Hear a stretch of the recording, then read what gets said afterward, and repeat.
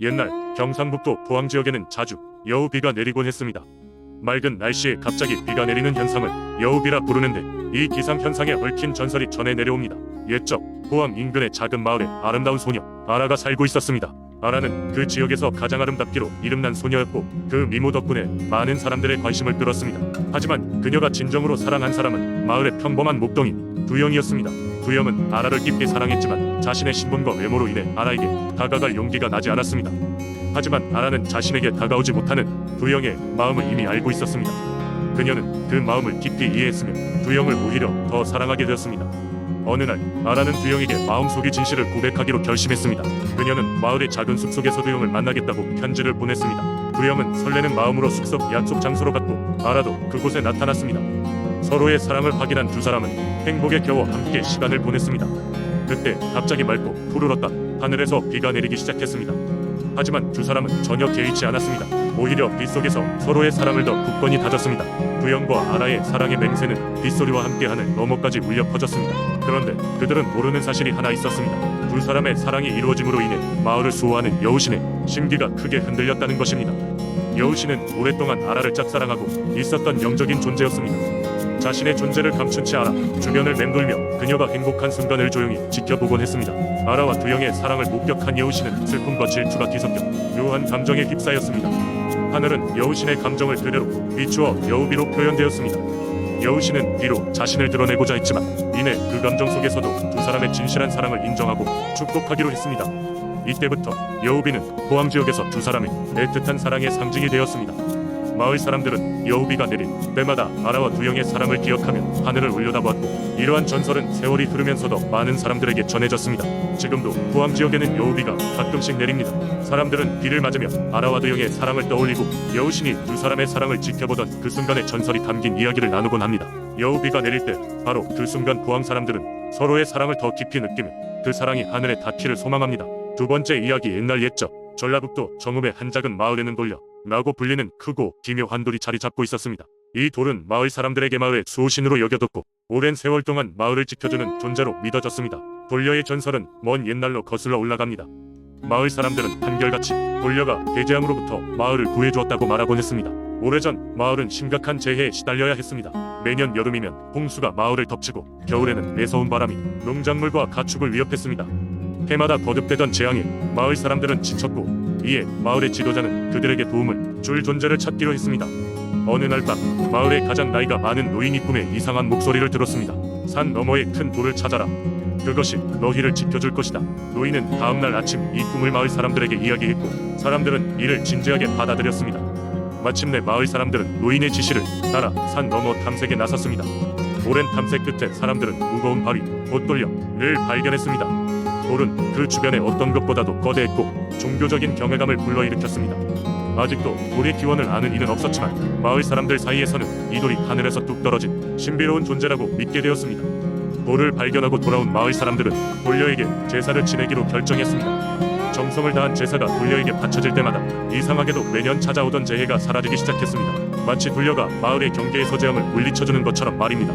이렇게 마을은 돌려 덕분에 안정을 되찾았고, 사람들은 돌려가 마을의 수호신이라 굳게 믿게 되었습니다. 시간이 흘러 돌려는 마을 식구들의 일상생활의 중요한 일부가 되었습니다. 돌려 앞에 나가 기도를 올리고 조그마한 제물을 바치며 아기들이 태어나면 돌려 곁에서 첫걸음을 떼게 하는 등, 그야말로 돌려는 마을 생활의 핵심이었습니다. 이러한 전통은 대대손손 이어져 내려왔고, 정읍의 돌려는 시간이 흘러도 여전히 그 자리를 지키며 마을 사람들에게 평화를 선사하고 있습니다. 오늘날 정읍에 사는 사람들은 여전히 돌려에 대한 이야기를 전해 듣습니다. 때때로 호기심 많은 관광객들이 그 유명한 돌려를 보기 위해 이곳을 방문하지만, 마을 사람들은 여전히 돌려의 진정한 신비로움을 숨겨두고 있습니다. 돌려는 단지 하나의 돌 이상이라는 믿음이 비록 현대에 와서도 더욱 견고해지면서, 돌려는 정읍 사람들이 결코 잃지 않을 과거와 현재의 연결고리로 자리매김하고 있습니다. 세 번째 이야기. 옛날 옛적 경상남도 사천의 한 작고 평화로운 마을에는 전설적인 이야기가 전해져 내려오고 있었습니다. 이 마을은 삼면이 산으로 둘러싸여 있고 하나는 바다와 맞닿아 있어 자연의 풍요로움을 간직한 곳이었습니다. 하지만 마을 사람들은 한 가지 우려 속에서 살아갔으니, 그것은 바로 산속에 살고 있는 사천호랑이에 대한 이야기였습니다. 사천호랑이는 마을 사람들에게 두려움과 보호의 상징적 존재였습니다. 마을 어르신들의 말에 따르면 이 호랑이는 신비로운 존재로 어느 날 밤만 되면 사람들에게 나타나지 않고 대신 마을을 누비며 악한 기운을 쫓아내곤 했다고 합니다. 그리고 정말 드물게 호랑이가 모습을 드러낼 때는 반드시 어떤 중요한 일이 있을 징조라고 했습니다. 마을 한 구석에 고요히 살고 있던 한 할머니가 계셨는데 그녀는 늘 사람들이 보지 않는 곳에서 마을을 위해 기도를 하곤 했습니다. 할머니는 어려운 일을 겪고 있는 사람들을 돕고 자연과 조화를 이루며 살 수 있는 지혜를 전수하는 마을의 큰 지혜자였죠. 어느 날 밤 할머니는 평소와 같이 마을의 평안을 기도하며 정성을 다하고 있었습니다. 그 순간 갑작스럽게 마당에서 큰 울음소리가 들려왔습니다. 그것은 분명히 사천 호랑이의 울음소리였습니다. 할머니는 망설이지 않고 지팡이를 짚고 마당으로 나갔습니다. 그리고 그곳에서 할머니는 처음으로 사천 호랑이를 마주하게 됐습니다. 호랑이는 그윽한 눈으로 할머니를 바라보고 있었습니다. 할머니는 겁먹지 않고 오랜 세월의 지혜로 가득 찬 목소리로 말했습니다. 여기 온 것을 환영하네. 사천 호랑이, 무슨 목적으로 나를 찾아왔는지 알고 싶소. 호랑이는 마치 할머니의 말을 이해한다는 듯 천천히 걸어와 할머니 앞에 앉았습니다. 그리고 가까이에서 보니 호랑이의 한쪽 발에 큰 가시가 박혀있는 것을 발견했습니다. 할머니는 서슴지 않고 조심스럽게 다가가 호랑이의 발에서 가시를 제거해 주었습니다. 호랑이는 고마움의 표시로 고개를 끄덕이며 할머니를 바라보았습니다. 그날 밤 이후로 마을 사람들은 더 이상 나쁜 일들을 두려워하지 않았습니다. 사천 호랑이는 더 자주 마을 주변에서 목격되었고 그럴 때마다 마을에는 평화가 깃들었습니다. 마을 사람들은 할머니를 통해 사천 호랑이가 행운을 가져다주는 존재임을 알게 되었고 매년 이맘때가 되면 호랑이를 위한 작은 축제를 열며 마을의 안녕을 기원했습니다. 이 전설은 오랜 세월이 지난 지금도 사천 지역에서 계승되고 있으며 마을 사람들의 마음속에는 사천 호랑이에 대한 감사의 마음이 깊이 자리 잡고 있습니다. 이 이야기는 자연이 주는 경이로움과 사천 호랑이의 신비로움을 통해 인간과 자연의 조화로운 공존을 전하는 교훈을 담고 있습니다.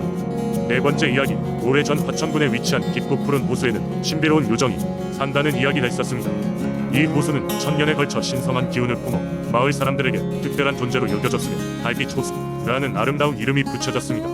마을 사람들은 매년 이맘때 호수의 신에게 감사의 제물을 바치는 축제를 열었습니다. 마을 사람들은 호수에 얽힌 전설을 믿고 있었는데 그 전설에 따르면 호수에는 마음씨 좋은 요정이 살고 있으며 마을에 위기가 닥쳤을 때마다 사람들을 돕기 위해 모습을 드러낸다고 했습니다. 이 요정은 보통 사람들의 눈에는 보이지 않지만 간혹 예민한 감각을 지닌 아이들이나 순수한 정신을 가진 어른들에게 그 모습을 보여준다고 합니다. 회상의 기록에 따르면 어느 해 가을 마을에 큰 가뭄이 들었을 때 이 요정이 처음으로 모습을 드러냈습니다. 농작물이 모두 말라가고 마을 사람들은 절망에 빠져 있었습니다. 그때 마을의 가장 나이 많은 어르신이 호숫가에 찾아가 간절하게 기도를 올렸습니다. 홀연히 호수 위로 달빛보다도 더 희미하고 아름다운 형체가 나타났습니다. 마을 사람들은 그것이 요정임을 직감했고 요정은 손짓만으로 하늘의 비구름을 불러모았습니다. 그날 밤 마을을 적셔주는 단비가 내렸고 농작물들은 다시금 소생하게 되었죠. 그 후로 마을 사람들은 달빛, 호수를 더더욱 신성시하게 되었답니다. 시간이 흐르면서 마을에는 호수, 요정과 관련한 또 다른 이야기가 전해지게 되었습니다. 밤하늘에 유난히 별이 빛나는 그해 여름의 어느 날이었습니다. 어린 여자아이 하나가 호숫가로 놀러 나갔는데 아이는 놀랍게도 물 위를 떠다니는 은빛 여인을 발견했습니다. 여인은 부드럽고 조용한 목소리로 아이에게 다가와 그녀에게 따뜻한 미소를 지었습니다. 두려워 말렴 어린아가 라고 요정이 말했습니다.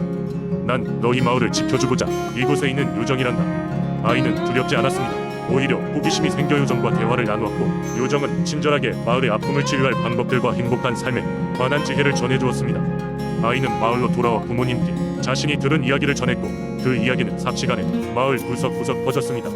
사람들은 마을 아이의 이야기를 믿으며 그들의 마음속에 남았던 두려움, 걱정마저 씻어냈습니다. 요정이 불러다준 용기 덕분에 마을은 다음 몇 년 동안 더욱 번창하게 되었죠.